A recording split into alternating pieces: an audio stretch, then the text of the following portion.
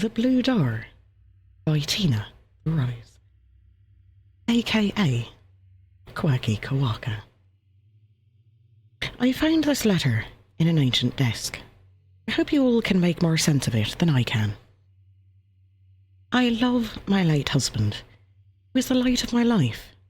He was as stoic and reliable as men come. He was kind, considerate, generous, and brave. He touched not just my life, but the lives of so many more.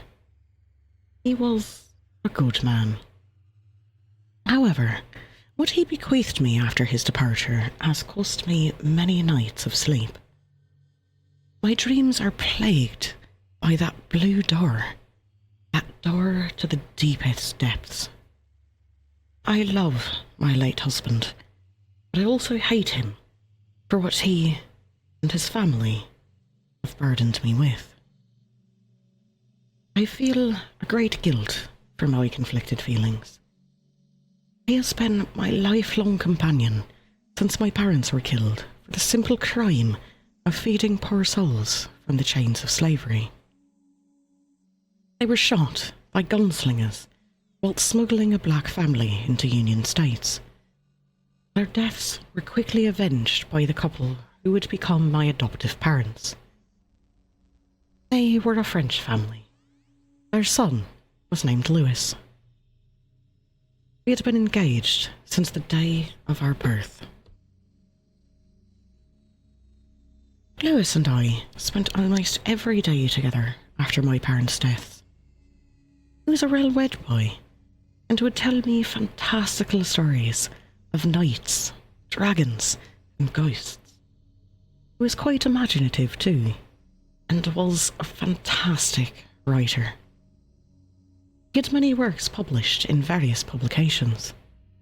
We spent many a day wandering his parents' main property, just exploring. I have fond memories of us picking apples and sharing kisses as the autumnal leaves fell around our ears. Louis's parents often spent months away from the mansion, doing their great work. Wherever they were, Louis's mother would train me with a sword. She was quite adept with a blade. She always said the days of the fair maiden were coming to an end, and soon women everywhere would need to pick up arms to protect their homes, same as the men. As she taught me to fight, Louis's father taught me to look at the stars. He showed me many planets within God's sky. He told me how sailors would use them to guide themselves home, and how many cultures would worship them. One summer day, when I was 19, I remember Louis being led into the woods by his father. I was trading blades with his mother. We had forsaken modesty to prevent heat stroke, and to protect the integrity of our clothes. Whilst a hot-blooded young man would have grown red at the sight of seeing their future wife and bloomers, I saw he was so pale and distraught that his natural instincts were forgotten. When I saw him being led away from those woods, I thought I had seen a spectre from one of Louis's horror stories. I think part of Louis died that day. He was never quite the same after that. His eyes were always somewhat hollow, and his nights were as sleepless as mine are now. He refused to speak of what he saw that day. However, he promised he would show me that one day. God forgive me. It was a vow I wished he had died before he had the ability to fulfill. We wed on my 20th birthday. The ceremony and the subsequent after-party were dignified enough. However, it was beyond boring. The gossip that the guests regurgitated was so pedantic that I felt I would die of the sheer stupidity of it all. I know the upper classes are obligated to placate ignorant guests such as these, but it was dull work. With God's good grace, Lewis whisked me away to a quiet corner of the wood with a smuggled bottle of wine and some cake. 6 months after we were wed, Lewis's parents were killed in their marriage bed by a hired gun. Lewis was devastated. All I could provide for him was my companionship. He had been my rock, so I tried my best to be his. He cried into my bosom, praying that God's wrath would be brought down on those that robbed him of his loving parents. I hate to admit it, but I had lived with his parents for so long that I had forgotten the faces of my own, only remembering them by their reputations. I grieved with Lewis. I tried to bear him a child, to fill the void left in his heart, and mine. However, the doctors told me that I could not perform that particular duty as a wife. I went through a short-lived depressive episode. It wasn't that I necessarily wanted to be a mother, but rather I wanted to bring my husband joy. I felt like I had failed him. However, Lewis told me not to worry about all of that. He wanted my passion. He wanted to see me succeed in my dreams. He wanted me to live for me. I hired a fencing instructor from Germany. But he tried to instruct me. It seemed like I had more to teach him than he did for me. His ego wouldn't allow him to do so. I hired another instructor, this time from Lewis's home country, France. This also ended with another bruised ego. The more instructors I managed to humiliate, the more I began to wonder just what Lewis's mother was preparing me for. She told me a day that woman must bear arms would come, but surely that day wouldn't come in my lifetime, right? My prowess spread throughout the dueling world, and soon I was being challenged by fencers from across the lands. I began being known as the Starlit Sing, after the fiery waves of my orange hair and the speed of my blade. My accomplishments reached the papers and made me the talk of the party. I would often be asked to perform tricks for my guests. Part of me was happy for the acknowledgement of my skill. However, I heard from behind paper fans about how unladylike I was, and how I played with swords to atone for the fact that my womb was as bare as the Sahara. Even my fellow fencers wouldn't take me seriously. Despite these fools, I never felt more alive than when I was behind the hilt of a rapier.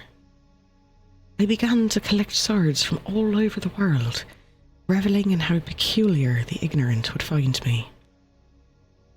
A man of my husband's status would have a trophy room full of animal heads.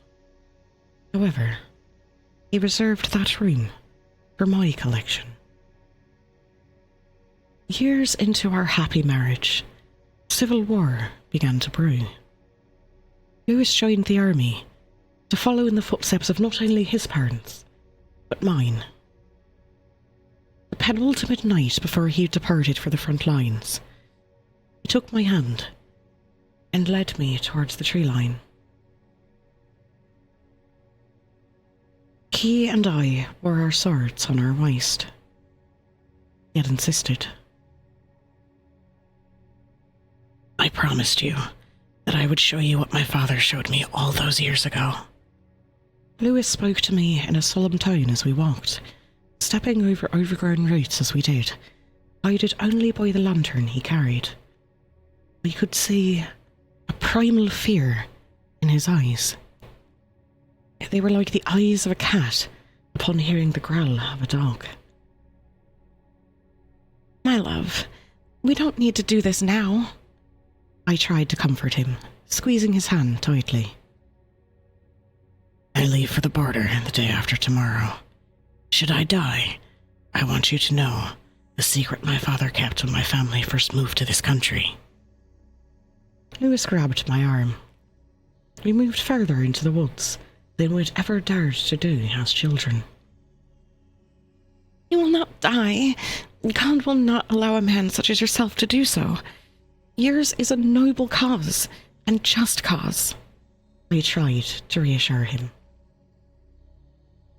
Both of our parents had the same dream. Lewis dug his nails into the flesh of my palm. He was nervous as a hare. Please, just see what I must show you. I recalled how pale my love was when he returned from those woods all those years ago. We didn't know what to expect, but I knew it would be nothing good. I couldn't fathom what could possibly be beyond those trees. The branches seemed to reach down, as if to halt our progress through the woods. Perchance they were warning us not to come. We soon reached a clearing. Dim moonlight shone down on what I thought was a smooth boulder, half buried in the grass. We drew closer, until we could feel a creeping dread permeating through my very soul. Just looking upon this seemingly innocuous thing felt like it would taint my spirit. Lewis and I circled the boulder, and soon came upon a metal door, painted blue. It was of such alien and peculiar construction that I know not how to begin describing it. What is this thing? I asked. I received no answer for what felt like half an hour. When I gazed upon my husband, it looked like he was searching for words that refused to come to him. Even a squeeze from my hand would not rouse him. He did speak, eventually, though. This accursed thing is the death of our world, he finally answered, and it is my duty to make sure it never opens. When my father brought me here, we were greeted by the roar of 1,000 screaming beasts. They clawed and gnawed at the door, ready for our flesh. However, they were unable to escape. We watch this door to make sure nothing escapes. We are the protectors of God's holy creation. My eyes would not leave that blue metal rectangle. My mind wandered as I began to imagine what horrors lie beyond this door. My love's father protected this place, and Lewis would too, with the Lord's blessing. My husband clutched onto me, so I held him close. He was clearly terrified. He was about to run into battle with a rifle in his hand, and this door was what scared him. My own fear began to take hold. I obviously wished he would return to be with me again. However, my cowardice also wished he would return, that I would not be left alone with this damned thing. That night, spent in silence. The next was spent in our marriage bed, our room echoing with the sounds of our love. We held each other in a loving embrace, our sweet kisses comforting the other that everything would be all right. It was the last night I saw him. Lewis fought for 6 long weeks before a stray cannonball made me a widow. I wore black much longer than most. My grief was beyond what could be comprehended by those who pretended to be my friends. The false sympathy I was given enraged me to such an extent that I became a recluse for the safety of those who would otherwise offer me what they would consider comfort. part of me died the day Lewis was taken from me. First my parents, then my adoptive parents, and now my husband were all taken from me. I was alone, even in a house full of servants. I was alone. Days after Lewis's death, I was given a strange-looking key by his last will and testament. It didn't look like any key that belonged to our mansion. It was thinner and more jagged. I let it gather dust in my jewellery box for almost a decade while I mourned. I could not care for what lay beyond that damned door. It mattered not. Nothing mattered when compared to the darkness of the ever-growing void in my heart. I wasn't the same. I grew to drink. My skill with a blade grew rusty. I lost the use of my offhand in a duel. I had to wear a sling so it would not get in my way. I fell from grace. I didn't care. To hell with those ignorant fools. I cared not what they thought. Even those who claimed to know my pain weren't spared my disdain. For they did not love their husbands like I had loved mine. Doctors tried to diagnose me with mental illness. They might have tried to pull me from my station, if not from my collection of swords that I kept nice and sharp. I didn't need to verbally threaten them. The steely glint of malice in my eyes was more than sufficient. The fear in their eyes made me smirk. It was one of the few joys I had left in my life.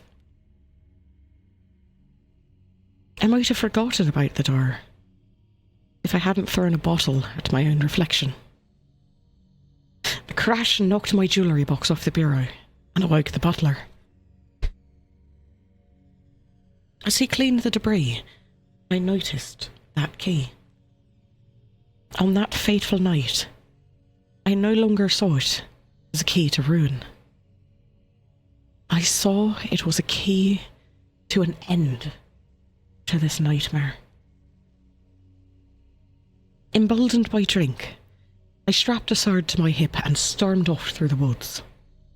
My head swam as I took that familiar path. The trees again seemed to be trying to keep me from my destination. I ignored them. I pushed the branches out of my way and cut down any that were persistent. I soon reached that spot. It seemed to be welcoming me like an old friend. I cared not if God damned me for my actions. If he saw fit to take my husband away from me, then he didn't deserve to have my soul too. I circled around the stein. The cold, damp grass felt good on the soles of my feet. I faced that sword, faced that door, hand on the pommel of my sword. I didn't really intend to fight whatever was in there. I simply wished for it to take me. Me bringing the sword with me was merely an act of routine. I had the key in hand. My heart raced as I moved closer to my fate. The blue painted door was cold to the touch. The key growled like a hungry beast as I pushed it in. Although the sound should have scared me, it was weirdly comforting. May the jaws of hell swallow me whole. I opened the door and was greeted by a dim blue glow. I recalled how Lewis described the roar of 1,000 screaming beasts. Yet I stood there, unobstructed. I stepped through the door. The room I found myself in was much larger than the boulder would have otherwise accommodated. I moved further into the darkness. About a dozen glowing windows illuminated the room. They seemed so strange. Attached to them were buttons, each of which had a letter of the alphabet. I went up to one of the windows, wondering what magic could empower it like this. I pressed a button with a B on it. On the window, a B appeared as if commanded by my action. I pressed the letters of my name, and my name appeared on the window. A moan broke the silence from deep within the darkness. On the opposite side of the room, I could see a shadow on the wall. It took a bit for me to recognise it was the entrance of the hallway. The noise sent a shiver along my skin. I cursed myself for not bringing a lantern. Still, I came here for a purpose. I took a deep breath and moved towards the hall. My nose was greeted by the smell of burnt coffee, so I blindly stumbled down the hall, my hand guiding my path towards oblivion. The smell grew increasingly stronger. I saw a strong white light shining from beneath a door. I watched it, waiting for it to move. Perhaps it was that same strange magic I had seen in the room behind me. I turned the handle of the door, expecting the light to shift at any second. It never did. I opened the door. The source of the light was a strange-looking metal bar. I picked it up, shining the light around like a torch. What a peculiar little device. Although the end was quite hot, it didn't burn like a fire. The furniture of this room was minimally decorated. There was nothing but efficient shapes, no artistry, no flair. It was as if all humanity was drained from this place. The source of the coffee smell was a strange-looking device made of glass and some unknown material. Nothing was left of the coffee but a dried scum at the bottom of the glass bowl. A swift movement in my peripheral vision pulled me from my explorations and sent a jolt through my system. I found the light in my hand was shaking madly. I had to focus to steady my hand. I shone the light down both ways of the hall. I saw multiple doors down this path. Quickly steadying myself for what was to come, I began to trudge down the way, moving further into this accursed place. The darkness swallowed me. I found myself in a stone stairway with a metal railing. I couldn't identify the kind of stone this was. I'd never seen something like this before. I moved towards the stairs and began to descend. The stairs seemed to spiral down into the eternal shadow, possibly into hell itself. I pondered on who could have made a home like this. Perhaps it had been constructed by the Prince of the Abyss, Lucifer. It didn't seem like any kind of depiction of hell that had been preached to me by the local priest. However, he had never been here. So how would he know what hell really looked like? Perhaps hell changed with the march of time, same as our world did, since the death of Jesus. I knew this place was dangerous. I knew it was evil. I knew it was death. After all, I had come in here for it to be my tomb. I had never seen a corpse before this day, even with the life I had lived. I drew closer. The neck had been slashed. The woman wore a long, white coat. It was perhaps the most modest thing that she wore. Her skirt was short, and her shirt was thin. It was clear there were no further layers beneath. Long orange hair cascaded down her shoulder. Her face looked disturbingly familiar. I had seen this face earlier tonight. I had seen it in my own mirror. It was my face. This woman was me. I nearly dropped my light as this realization overtook me. I stared at my own dead body, struggling to comprehend what I was seeing. I didn't have long to contemplate my situation. I heard a noise above me. It was footsteps. I couldn't afford to be seen. My damned light! It was my salvation, but also my doom. I didn't know what was coming, but I knew that it would see me. But I needed to be able to see. I searched the shadow with the light quickly as the footsteps drew closer. I saw a door on the landing. I put the light on the ground, facing the landing. I rushed down the stairs and yanked open the door. I closed it behind me. But the door had a small, rectangular window. It had a wire running through it in a diamond pattern. I peeked out. I could see my light from here.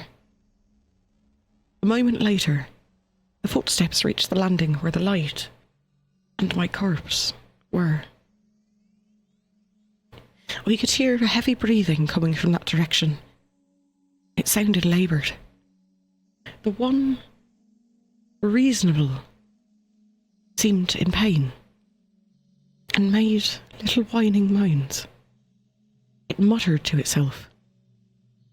We had trouble determining the gender of this thing, if a monster could have one to begin with. I heard the creature slobbering. My stomach churned as I heard the sickening crunch of the creature sinking its fangs into my corpse's flesh. This damned thing was eating the other me. As the dread overtook me, I gripped the handle of my sword. The wound in my corpse's throat wasn't made by some monster. It was made with a blade. Someone else was here. Someone who, no doubt, meant me harm. I stepped away from the door, trying to distance myself from that disgusting noise. However, no matter how far I walked, the noise always seemed like it was right in front of me. I had to hold back the contents of my stomach. I nearly fell as my foot met a step. I turned. Down yet more steps, I could see a dim green glow. I thought back to the windows upstairs. Perhaps I would find more magic down here. I looked back to the door I had entered here from. Perhaps I would be safer away from the moist, crunching noise. I began to descend. The glow grew closer. I soon stepped into a new room. The place I found myself was a long room, both walls lined with huge jars filled with glowing liquid. Anywhere the glow didn't touch was shrouded in darkness.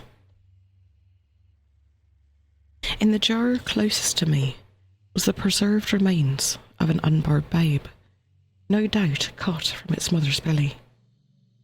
I instinctively drew my blade.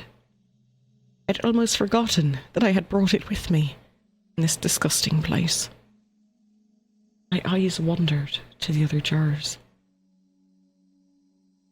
In another jar was a teenage girl. An arm protruded from her mouth, seemed to be strangling her. Her belly had teeth. Her fingers were stubs. I thought at first the stubs were a birth defect, but no. They had been bitten off. Her hair was orange. Another jar had an old woman with 2 heads. Her eyes were replaced by tongues. Her wide open mouth didn't seem to have one, or teeth, or gums. Her mouth seemed like a bottomless hole. She had no arms or legs. Instead, her skin was dotted with little suction cups, like those of an octopus.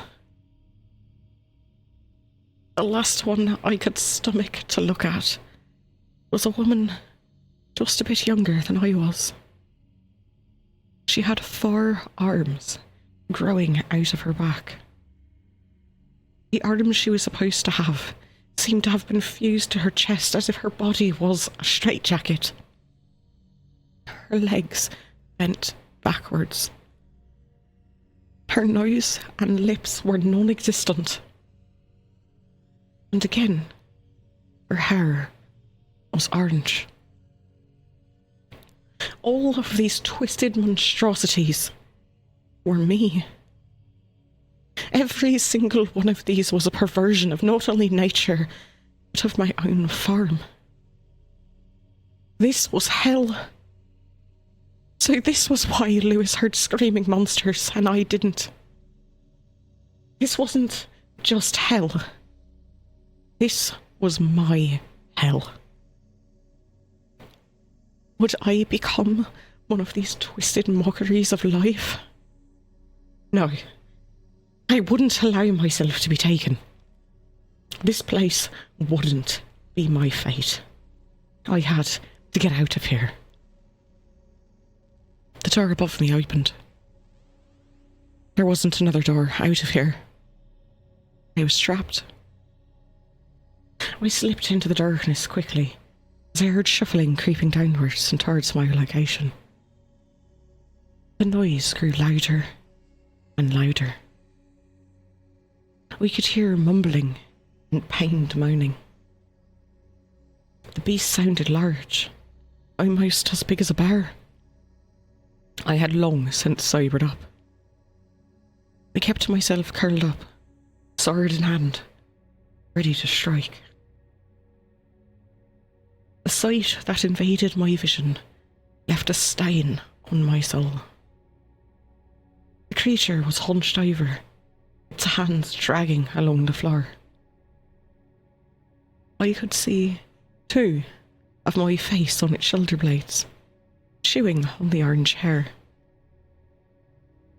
The main face was mostly covered, but I could see blood dripping from its oversized teeth. I trembled.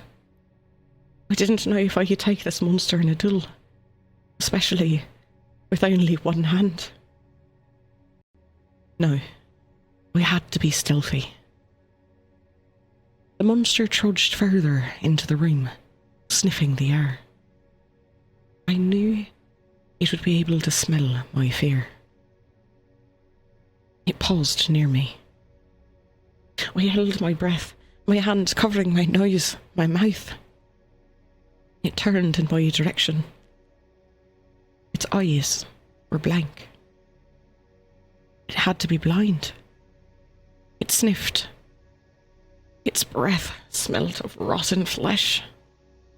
I could see maggots in the creature's gums from the dim glow. It moved its head closer, mouth opening. It caught my scent. My blade launched forward, slicing open one of the monster's eyes. 3 mouths screamed. Now I know what Lewis had heard all these years ago. It threw its head back, clutching its eye. Taking the opportunity, I slashed at the monster's throat, then retreated into the darkness again. I slipped along the shadow as the monster brought a hand down and shattered one of the jars. Fluid splashed everywhere. Luckily, I had backed away from the jar enough to not get the worst of it. I used my sword to tap on one of the jars further into the room, trying to lure the monster away from the staircase. The monster lunged at me, blood gushing from its wounds. Despite bleeding profusely, the freak still had immense energy and strength. I dove out of the way it crashed into the jar I had tapped on. I rushed towards the stairs, ignoring as broken glass stabbed into my bare feet.